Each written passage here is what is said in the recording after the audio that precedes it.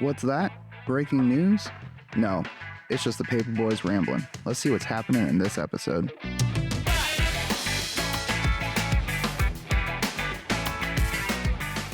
Hey everybody, welcome to this edition of the Paper Boys. That's Boyz. It's a new thing for us. We got Greg, sports guy here at the Rock County Star-Herald. He's up covering the state high school basketball tournament, HBC big winners, and he'll get into that. But hey, he's phoning in today. So we're Wyatt and I are here in person, and Greg's on calling in on Telephone Central. So if we have any computer glitches or phone glitches, so be it. But Greg, great day yesterday for HBC, huh? Oh, what a fun time. Close game, held on. HBC was fifth seed, and Southland was the fourth seed, so they kind of upset that. All the other games looks like they went pretty much as they should be. The number one Henning beat the number 8 Uppsala? Okay.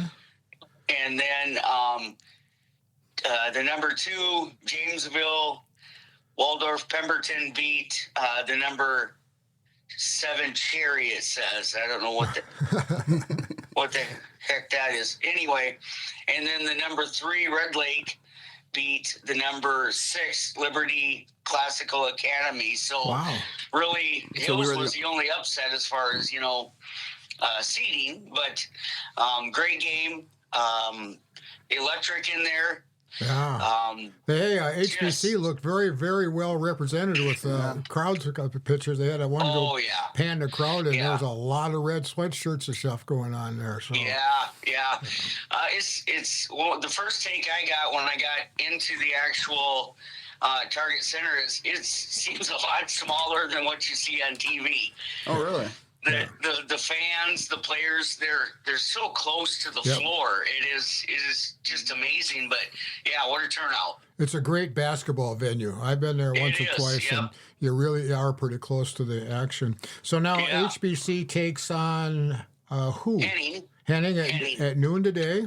At noon today in Williams Arena. Okay, and so that'll be a different environment again. Yeah, race floor, the gym type feel. It's going to be.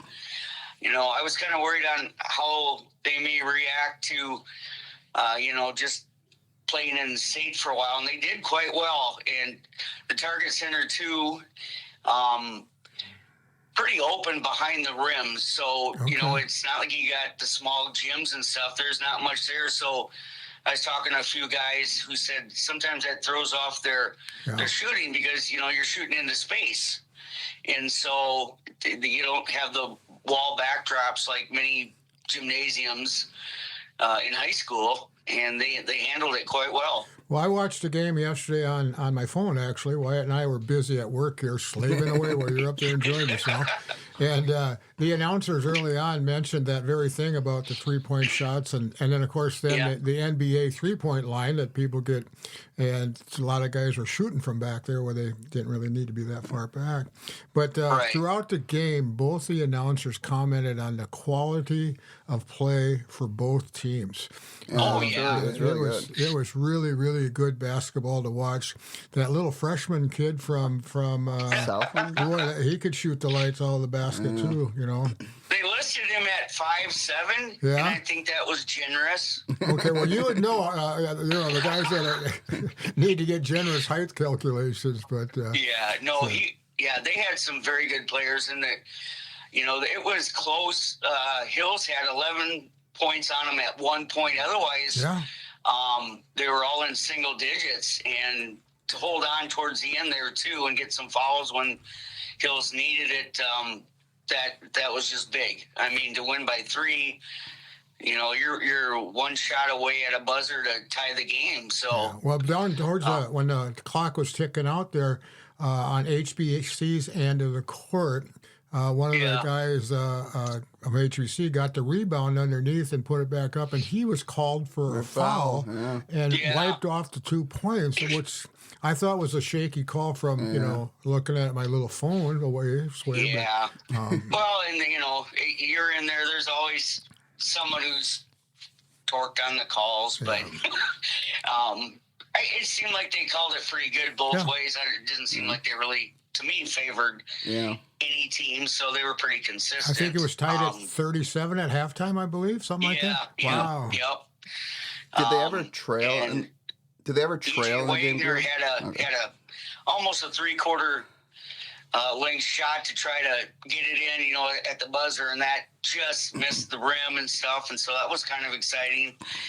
And the other part, Jamin Metzger went down in the second half too.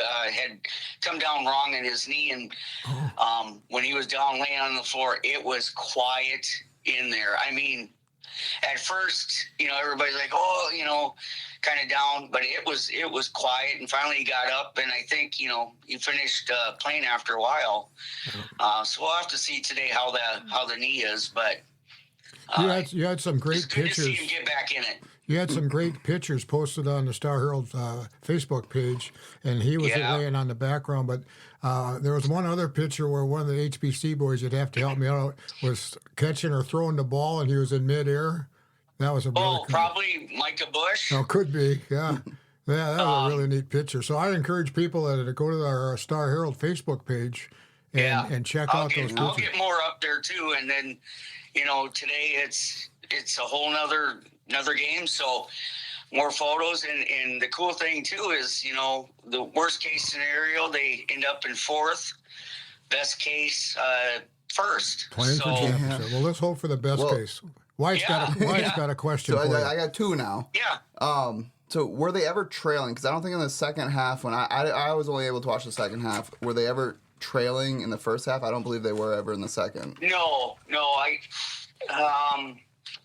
I had this up here, and then I don't believe so. And if they did, maybe it was by 1 or 2. I know they were behind a little bit. I can't remember. But yeah, the second half, I think the minutes for holding onto the ball was the lead. I think HBC was like 20-some minutes, and Southland was like 8 that they were in the lead. So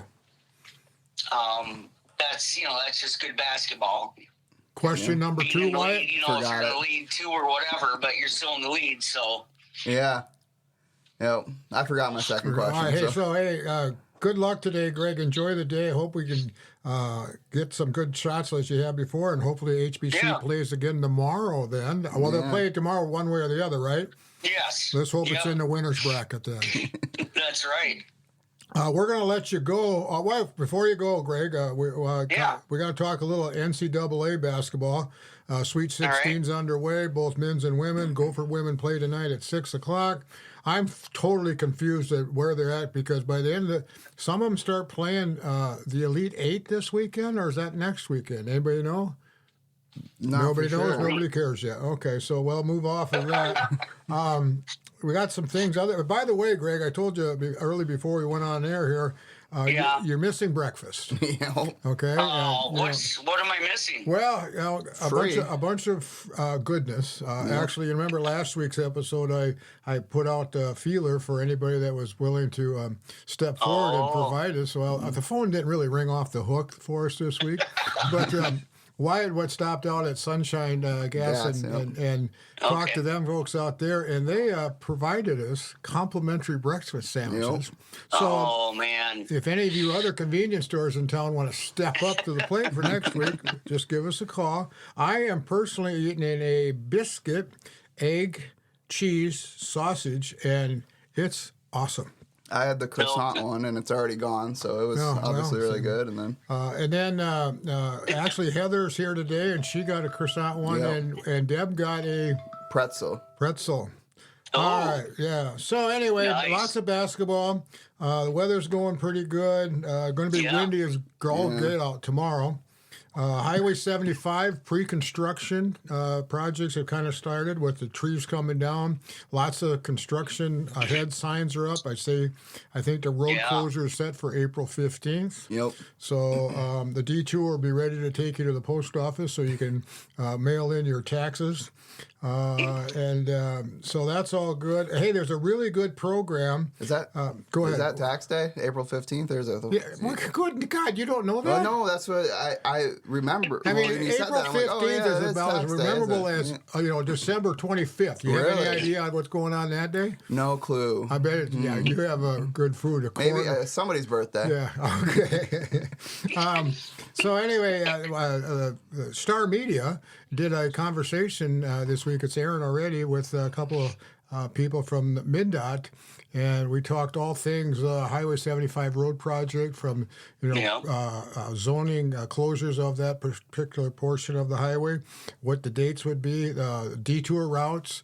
So I would have you encourage you to tune in to starmediatoday.com or the Star Media website. We also have the YouTube channel, and we have Spotify, and also you can go through it through the Star Herald's website and Facebook page as well. It's a great, informative interview with two people that know what they're talking about. And they're very nice people, and very, it's and then like Rick said, they know what they're talking about when it comes to the MDOT project. And they've both been involved with it from almost day one, which goes back years. The one who was sitting closest to Mary. Yeah. She's Kenzie Winninger From the chamber? from the chamber, Yeah. roommate in college. No. Yeah. Serious? Yeah, that's what she said. I'll be darned. Yeah, cool. Wow. All right. So anyway, that's the construction. That's baseball. It's the free breakfast. I did mention it was complimentary, didn't I? Yes. Wow. So not only was it complimentary, but it was really, really good.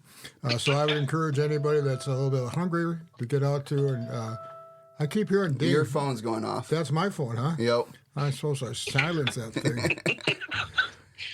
Well. Anyway, I thought you knew that the whole time. I heard the ding and I wasn't paying attention. The phone's right in front of me. Pet peeves of the week. Greg, We got one? Pet peeves. I guess mine would be, just because I did it yesterday, is following two cars that both go the same speed, but yet not the speed limit. And then everybody piling up after them. There's always that guy in the left lane, that just hugs the same speed as the guy in the right. Yeah. I would say that's my pet peeve. Either get going or get out of line. Last week, your pet peeve was getting behind a slowpoke on a 2-lane highway. You got to stop driving so much.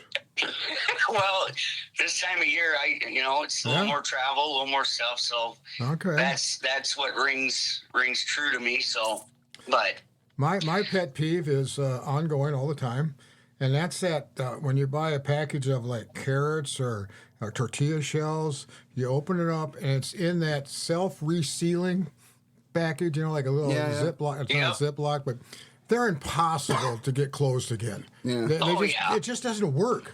So you end up taking the stuff out and putting them in a real baggie with a Ziploc, and so I get so frustrated with those things. I just, and it's a very, very popular way of packaging stuff, and the packager or the food company pass it off as a convenience for you, but really it's a not. On paper, it is a really good convenience if it worked. But it don't work. Yeah, it doesn't work, but it would, yeah. All right. Anyway, what's yours? I think mine, like when you're walking down the street and you're going to cross the intersection, and there's only one car coming, Yep.